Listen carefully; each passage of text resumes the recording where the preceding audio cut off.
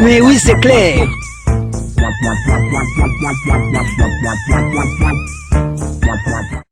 Salut les loulous, c'est Nono. Bienvenue dans C'est quoi ce mot? La nouvelle petite émission que je vous propose pour comprendre le sens d'un mot en particulier. Alors aujourd'hui, on va s'attaquer au flutteur. Alors le flutteur, qu'est-ce que c'est? Et déjà, comment ça s'écrit? Voilà, c'est bon, vous avez bien tous regardé. Le flutteur, c'est quand on a un fleuil de rose. Le flutteur, c'est ça.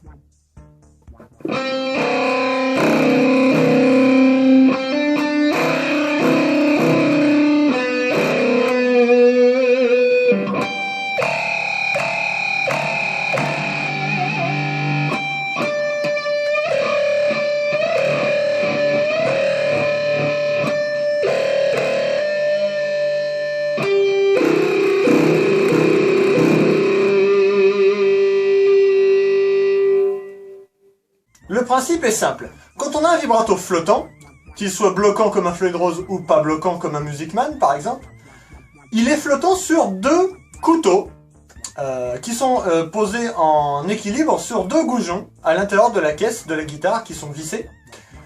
On a d'un côté les cordes et de l'autre côté les ressorts.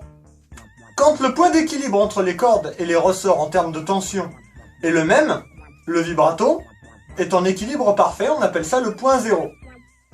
Quand on tape sur la tige de la guitare, et seulement de la guitare, bande de petits coquins, je vous ai vu venir, on le relâche d'un coup, ce qui émet éventuellement une vibration dans la tige et dans tout le corps du vibrato, dans tout le bloc vibrato, qui donne un petit effet, une sorte de petit gargouillis au niveau du son de la guitare. Alors ça, vous l'obtenez quand vous avez un vibrato avec des couteaux et des goujons en bon état. Si vous avez réglé votre vibrato en termes de hauteur, comme des petits sagouins, il se peut que vous ayez esquinté ce point de contact et un petit peu détruit l'effet flutteur de votre guitare. Alors, j'ai déjà parlé de cet aspect des choses dans une vidéo d'astuce sur le fleuil de rose et son réglage, blablabla. Mais le c'est quoi ce mot est l'occasion de revenir sur un mot en particulier, donc ne venez pas vous plaindre en bande de gourgandins. Donc le flutteur, pour pouvoir effectuer ce type d'effet, il faut soit mettre la tige vers l'arrière, soit vers l'avant, en tout cas dans le sens des cordes, pour pouvoir taper à l'arrière ou taper à l'avant. Voilà, donc cet effet-là n'est pas compliqué à réaliser. Veillez bien entendu à ne pas taper sur votre tige trop fort,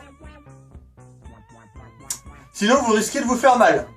À la main, pas à la tige, c'est du métal. Hein. Voilà. Donc je vous donne rendez-vous pour un prochain C'est quoi ce mot? En attendant, bonne guitare, à tchuss!